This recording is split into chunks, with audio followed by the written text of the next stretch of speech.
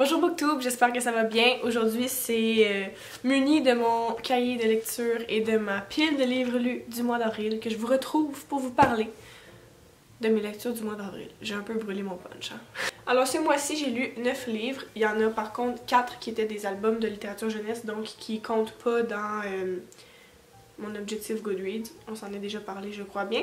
Donc j'ai commencé le mois d'avril en lisant Zeros, qui est le premier tome d'une trilogie de Scott Westerfeld, écrit aussi avec Margot Lanagan et Deborah Biancotti, qui j'ai trouvé, je vous me direz si c'est moi qui est bizarre, mais habituellement je trouve que le livre 1 est plus petit, puis après ça va en augmentant, mais là le livre 1 est comme considérablement plus gros que le livre 2 et que le livre 3.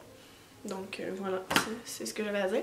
Donc bien que ça a été publié en 2018, ça me donne un peu les mêmes vibes, la même atmosphère que les Divergents, les Hunger Games de ce monde, tu sais, comme la période 2013-2015.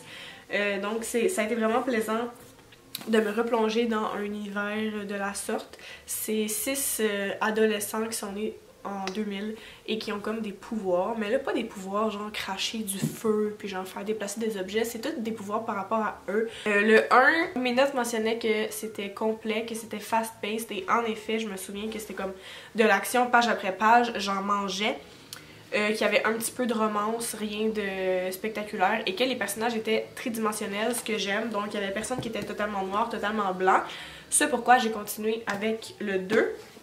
Par contre, c'est pas ce que j'ai lu immédiatement après dans le mois, donc je vais aller en ordre d'apparition.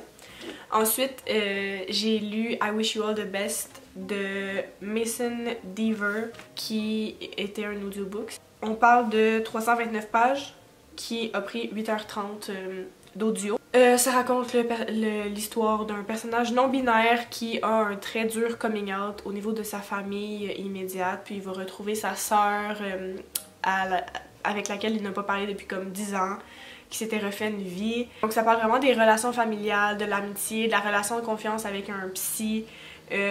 C'était un lover slow burn, comme on les aime. Par contre, mon petit bémol, c'est que les différences entre comme les pensées et les dialogues étaient vraiment difficiles à suivre en version audiobook. Je crois que j'aurais préféré le lire avec mes yeux. Puis je disais, j'ai aussi noté que j'avais pas trouvé le livre trop lourd malgré les thématiques qui étaient quand même chargées, disons-le. J'ai donné la note de 3.5 étoiles, ça aurait probablement été un 4 si je l'avais lu avec mes yeux, mais ça n'a pas été le cas. Et je l'ai pas dit, mais Zeros, ça avait été un 4 étoiles pour moi. Ensuite, on va passer très rapidement, mais j'ai fait plusieurs jours de suppléance en maternelle où je lisais des histoires chaque jour. Les histoires les plus intéressantes que j'ai lues, c'était Cyrano de Bergerac, que je vous mets ici. Vous vous en doutez, c'est comme un retelling de Cyrano de Bergerac, mais c'était avec des tyrannosaures. C'était adorable. Vraiment, les enfants du Presco étaient trop jeunes pour saisir les références, mais moi, j'avais beaucoup de plaisir à leur lire ça. Par contre, l'histoire était vraiment compliquée là, pour du Presco. C'est en première ou en deuxième année, je pense que ça serait plus approprié pour leur niveau de compréhension. Ensuite, on a trouvé un chapeau de John Klassen qui était vraiment bon pour aborder comme la notion de partage, de résolution de conflits que j'avais justement à gérer beaucoup cette semaine-là. Donc ça a vraiment bien tombé. Par contre, c'est comme un livre qui n'a pas vraiment de schéma narratif, là. Il se passe comme rien. C'est dur de trouver comme un début, un milieu, une fin. Donc, pour les cycles plus vieux, je crois pas que ça fonctionnerait tant que ça. J'ai ensuite lu Le Vide de Anna Yenas et honnêtement, j'ai eu un coup de cœur comme personnel pour ce livre-là. Les illustrations étaient trop belles, c'était comme en style de bricolage si on veut, c'était pas juste comme dessiné. Il y avait une très belle morale puis une très belle réflexion même pour les adultes sur comme comment remplir un vide intérieur qu'on peut ressentir. Donc il y a des bonnes façons, il y a des mauvaises façons de le faire. Donc ça abordait ça de manière très simple et très comme facile d'approche. Ensuite, j'ai lu Il n'y a pas de dragon dans cette histoire, qui était comme un petit livre très cute avec beaucoup de références aux contes populaires que les enfants connaissent bien. Donc ça, c'était vraiment le fun de pouvoir faire des liens avec ce qu'ils connaissent déjà. C'était très mignon, c'était très drôle, c'était bien illustré. Puis, il y avait une belle morale et un livre qui finit bien, donc on aime ça comme ça. Donc, suite à cette semaine de littérature jeunesse, j'ai continué avec Swarm, qui est le 2 de la série Zeroes. Ici, on rencontre comme le big enemy des 6 héros. Il y a une romance, il y a des personnages LGBT, donc vraiment quelque chose de plaisant en ce qui me concerne. Je l'ai préféré au 1, j'ai quand même donné 4 étoiles si je ne m'abuse. Tu sais, comme 4 étoiles, pour moi c'est bon.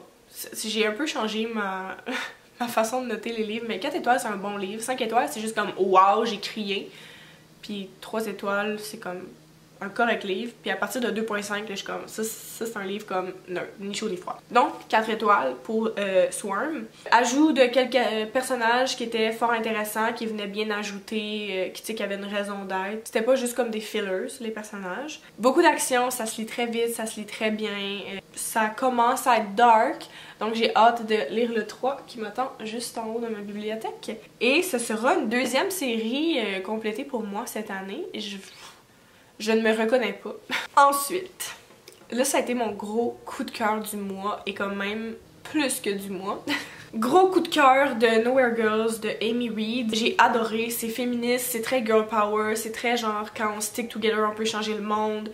Les personnages étaient vraiment variés, diversifiés, tridimensionnels encore une fois, donc des personnages qui on les adore, on les apprécie, mais on n'est pas toujours 100% d'accord avec les décisions qu'ils prennent ou les choix qu'ils font.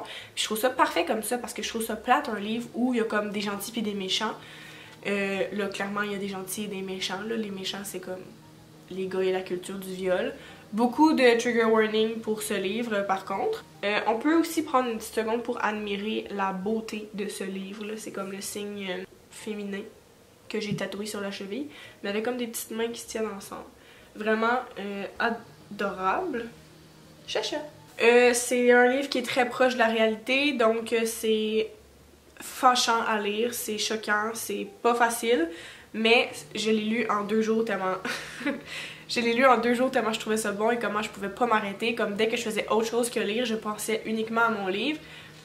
C'est pourquoi j'ai dévoré aussi rapidement, tu sais, comme 400 pages en 2 jours, c'est pas quelque chose qui me ressemble, mais c'est ça qui est arrivé quand même. Multiples narrateurs, ce que j'apprécie beaucoup, des chapitres très courts, ce que j'apprécie aussi. Tout pour plaire, et c'est un 5 étoiles avec beaucoup de points d'exclamation par la suite. Comme j'en ai parlé avec Emma, parce que quand j'ai commencé à lire, j'ai posté sur Insta, puis on a comme commencé à en parler, puis j'étais comme je te donne des nouvelles quand je le termine, et à la seconde que je l'ai terminé, je lui ai écrit, j'étais en train de pleurer, je frissonnais depuis 4 chapitres. Ça fait du bien de pouvoir vivre ça avec quelqu'un. Dernier livre que j'ai lu pour le mois d'avril, c'est un livre que j'ai reçu dans le cadre de mon swap avec Booktube Québec. Donc c'est Amélie qui m'avait donné La légende de Sleepy Hollow. Et beaucoup de gens m'avaient dit en commentaire comme « Ah, tu vas aimer ». J'ai pas aimé. C'est plate. J'ai donné 2.5 étoiles.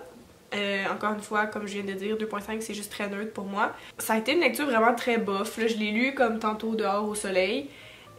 Au moins c'était court. Si ça avait été plus long, j'aurais paniqué parce qu'il n'y a aucune séparation. Tu sais, il n'y a aucun chapitre, aucune démarcation. C'est comme un récit du début à la fin. Il n'y a pas de moment pour prendre une pause. J'étais comme essoufflée par bout parce que c'était toujours de l'écriture, jamais comme le petit paragraphe blanc qui te permet de... C'est très descriptif avec peu d'action. Heureusement, c'était comme 74 pages, là, fait que ça n'a pas été un supplice à lire, mais quand même, je fais pas partie de celles qui le recommandent. Aussi, je sais que c'est un pet peeve personnel et que ça ne regarde que moi, mais il y avait tellement de notes de bas de page et j'ai les notes de bas de page et il y en avait presque à chaque page. Et là, ça fait beaucoup de fois que je dis page en vraiment peu de temps, mais c'est ça quand même.